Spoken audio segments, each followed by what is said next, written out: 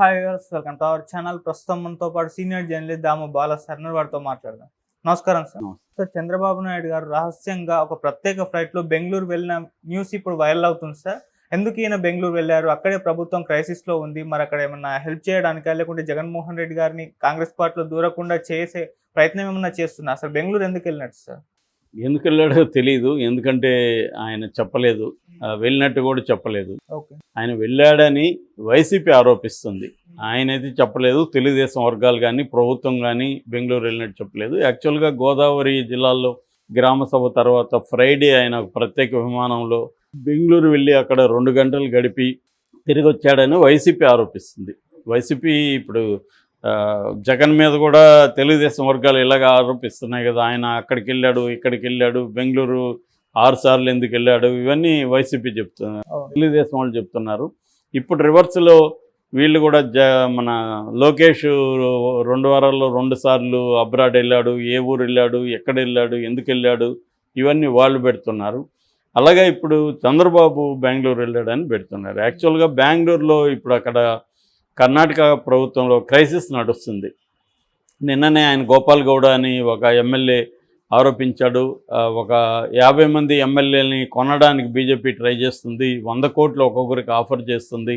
నాకు కూడా ఫోన్ చేసి 100 కోట్లు ఆఫర్ ఇస్తూ ఉన్నారు. నేను ఓకే అన్నాను, వాళ్ళని పట్టిద్దామని. త్వరలోనే మేము పట్టిస్తాం. బిఎల్ సంతోష్ ఆధ్వర్యంలో జరుగుతుంది ఇదంతా. తెలంగాణలో కూడా బిఎల్ సంతోష్ ఆధ్వర్యంలో కేసీఆర్ ఉన్నప్పుడు కొంతమంది ఎమ్మెల్యేలను కొనాలనుకున్నారు. అదే పద్ధతులు ఇక్కడ కాంగ్రెస్ ప్రభుత్వాన్ని విచ్ఛిన్నం చేయడానికి బీజేపీ చేస్తుందని ఒక పక్క ఆరోపణలు వస్తున్నాయి. మరోవైపు ఏంటంటే సిద్ధరామయ్య 2 స్కాముల్లో అక్కడ ఇరుక్కున్నాడు. ఆ స్కాముల్లో నుంచి సిద్ధరామయ్యని తీసేసి పరమేశ్వరుని పెట్టాలన్న ఉద్దేశంతో, పరమేశ్వర్ అంటే హోమ్ మినిస్టర్, అక్కడ కేంద్ర ప్రభుత్వం, కేంద్ర అధిష్టాన వర్గం, కాంగ్రెస్ అధిష్టాన వర్గం ఆలోచిస్తుందని వార్తలు వస్తున్నాయి. మరోవైపు డీకే శివకుమార్ అక్కడ పోటీలో ఉన్నాడు. యాక్చువల్గా బిగినింగ్లోనే డీకే శివకుమార్ పోటీలో ఉన్నాడు. బట్ కేంద్ర నాయకత్వం సోనియా రాహుల్ సిద్ధరామయ్యని ముందుకు తీసుకొచ్చారు. అయితే ఇప్పుడు సిద్ధరామయ్య దిగిపోవాలని పరిస్థితి వస్తే డీకే శివకుమార్ రావాలి. కానీ డీకే శివకుమార్ రావడానికి సిద్ధరామయ్య వర్గం గట్టిగా వ్యతిరేకిస్తుంది. సో అందుకని వీళ్ళిద్దరికి సంబంధం లేకుండా 3వ వ్యక్తిగా పరమేశ్వరం తీసుకొద్దాం అనేది రాహుల్ అండ్ సోనియాలు ఆలోచిస్తున్నట్టుగా చెబుతున్నారు. ఈ లోపల బీజేపీ ఎంటర్ అయ్యి చీల్చి ఏమన్నా అక్కడ మహారాష్ట్రలో ఎట్లయితే షిండే వర్గాన్ని చీల్చి గవర్నమెంట్ ఫామ్ చేసిందో అలాగా కాంగ్రెస్ నుంచి ఒక వర్గాన్ని మనం చీల్చగలిగితే మనం ఫామ్ చేయొచ్చు అనేది ఉంది. మరి ఇప్పుడు చంద్రబాబు ఎందుకు పోయాడు? ఇంకొక పరిణామం ఆల్రెడీ మనం చెప్పుకున్నాం. జగన్ కూటమిలో చేరడానికి ట్రై చేస్తున్నాడు. కాంగ్రెస్ ఒప్పుకోవట్లేదు. కాంగ్రెస్ను ఒప్పించడానికి జగన్ డీకే శివకుమార్ ద్వారా బెంగళూరులో కూర్చొని ట్రై చేస్తున్నాడు అనేది ఒక వెర్షన్. ఆల్రెడీ చంద్రబాబుకు ఉన్న ఇదేంటంటే, ఒకటి మోడీ వైపు వెళ్లకుండా జగన్ని చూసుకోవాలి, అంటే మోడీ అండదండలు జగన్కు ఉండకూడదు. రెండవది ఇటు కూటమి, అంటే మన ఇండియా కూటమిలోకి కూడా జగన్ వెళ్లకుండా చూసుకోవాలి. అప్పుడు జగన్ ఒంటరిగా మిగులుతాడు, బలహీనంగా ఉంటాడు. అప్పుడు జగన్ని దెబ్బ కొట్టడం ఈజీ అనేది చంద్రబాబుకు ఉండే లక్ష్యం. కూడా ఆయన ఓపెన్గానే జగన్ని కంప్లీట్గా నాశనం చేసేయాలి, భూతాన్ని కంప్లీట్గా తొక్కేయాలన్నట్టుగా ఆయన మాట్లాడాడు. అది మాట్లాడకపోయినా ఎవరి లక్ష్యమైనా ప్రతిపక్షాలని కంప్లీట్గా తొక్కేయడం అనేది ఇవాళ కామన్. బతికించి పోరాటం చేద్దామని ఏ పొలిటికల్ పార్టీ అనుకోదు. సో ఆ యాంగిల్లో ఇప్పుడు ఇన్ని పరిణామాల మధ్య చంద్రబాబు అక్కడికి ఎందుకు వెళ్ళాడు అంటే, చంద్రబాబు 2018లో కర్ణాటకలో ప్రచారం కూడా చేశాడు. అప్పట్లో ఆయన కాంగ్రెస్ వాళ్ళతో దీంట్లో ఉన్నాడు, ఈపీఏ దీంట్లో. సో ఉన్నప్పుడు ఆయన అక్కడికి వెళ్ళి ప్రచారం చేశాడు కాబట్టి ఆయనకి మంచి పరిచయాలు ఉన్నాయి. ఆ మధ్య కూడా ఎయిర్పోర్ట్లో చంద్రబాబు డీకే శివకుమార్లు పర్సనల్గా మాట్లాడుకున్నారు కాసేపు. ఆ ఫోటో కూడా బయటకు వచ్చింది. అంటే క్లియర్గా చంద్రబాబు డీకే శివకుమార్కి అండగా నిలబడడానికి వెళ్ళాడా, అక్కడ బీజేపీ వాళ్ళతో మాట్లాడి డీకే శివకుమార్ని బీజేపీలోకి తీసుకొచ్చి బీజేపీ తరఫున గవర్నమెంట్ ఏర్పాటు చేయడానికి వెళ్ళాడా, లేదు జగన్ కూటమిలోకి వెళ్లకుండా ఉండడానికి ఆల్రెడీ ఇక్కడ రేవంత్ రెడ్డి ద్వారా ట్రై చేస్తున్నాడు అనేది మనం కూడా చెప్పుకున్నాం. చంద్రబాబు అంటే చంద్రబాబు ఒక ఆఫర్ వాళ్ళకి ఇస్తున్నాడు. అదేంటంటే, తెలంగాణలో నేను కాంగ్రెస్కి సపోర్ట్ చేస్తాను నెక్స్ట్ రాబోయే ఎలక్షన్లో, ఆ రకంగా మళ్ళీ మీ కాంగ్రెస్ ప్రభుత్వం ఇక్కడ అధికారంలోకి వచ్చేదానికి నేను సపోర్ట్ చేస్తాను. నేను ఆల్రెడీ కూడా 2023 ఎలక్షన్లో కూడా నేను చేశాను, కాబట్టి ఇప్పుడు కూడా మళ్ళీ చేస్తాను. అయితే మీరు దీనికి బదులుగా జగన్ని మీరు రావద్దని చెప్పండి అనేది ఆఫర్ ఇస్తున్నట్టుగా చెప్తున్నారు. కాంగ్రెస్కి కూడా జగన్ కంటే చంద్రబాబు అవసరం ఎక్కువ ఉంది. ఎందుకంటే కాంగ్రెస్కి ఆంధ్రప్రదేశ్లో ఇప్పటికిప్పుడు ఎటువంటి హోప్ లేదు. జగన్ అక్కడ రేపు వచ్చినా వాళ్ళకి పెద్ద ఒరిగేదేం లేదు. ఇక్కడ చంద్రబాబు ఉంటే రేవంత్ రెడ్డి మళ్ళీ అధికారంలో ఉంటాడు, ఒక స్టేట్ తన కంట్రోల్లో ఉంటుంది, కాంగ్రెస్ కంట్రోల్లో.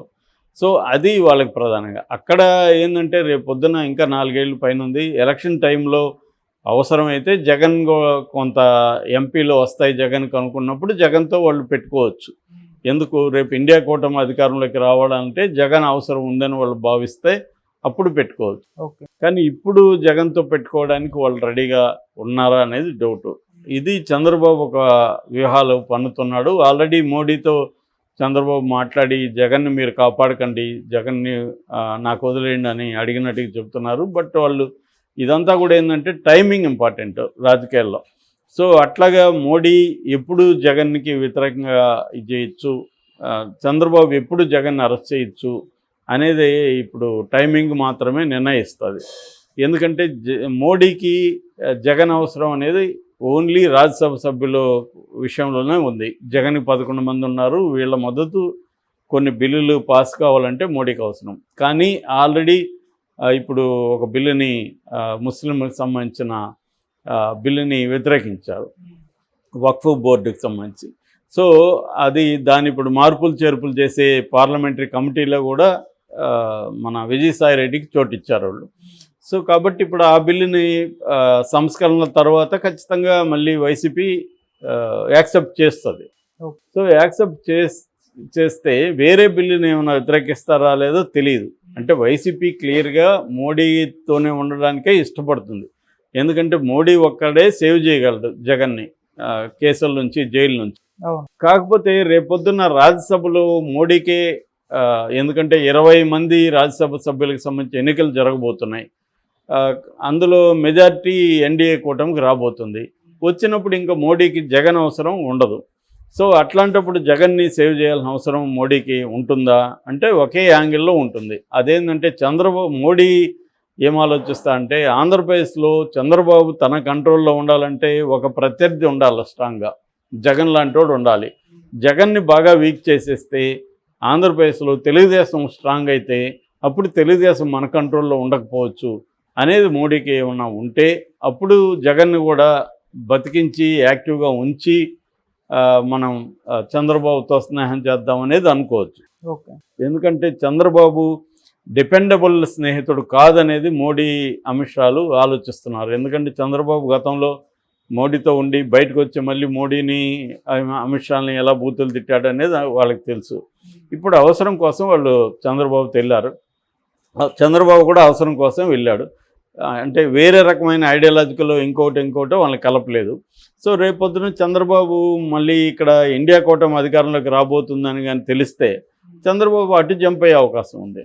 అప్పుడు మోడీకి మళ్ళీ ఆంధ్రప్రదేశ్లో ఎవరో కావాలి, అప్పుడు జగన్ అవసరం మోడీకి ఉంటుంది. అందువల్ల జగన్ని కంప్లీట్గా నాశనం చేసేయకుండా సో ఈ యాంగిల్లో ఇవన్నీ ఉన్నప్పుడు చంద్రబాబు స్ట్రాటజీ ఏంటి అంటే జగన్ని ఇండియా కూటమిలోకి పోనేకుండా చూసుకోవడం, మోడీ కూడా జగన్ని సేవ్ చేయనీయకుండా చూసుకోవడం, ఇలాంటివి ఉన్నాయి. సో ఈ యాంగిల్లో ఏమన్నా వెళ్ళాడా అనేది ఉంది. కాకపోతే చంద్రబాబు కానీ తెలుగుదేశం కానీ ఎవరో కూడా దీన్ని కన్ఫర్మ్ చేయట్లా వెళ్ళినట్టుగా. Okay sir, thank you so much sir.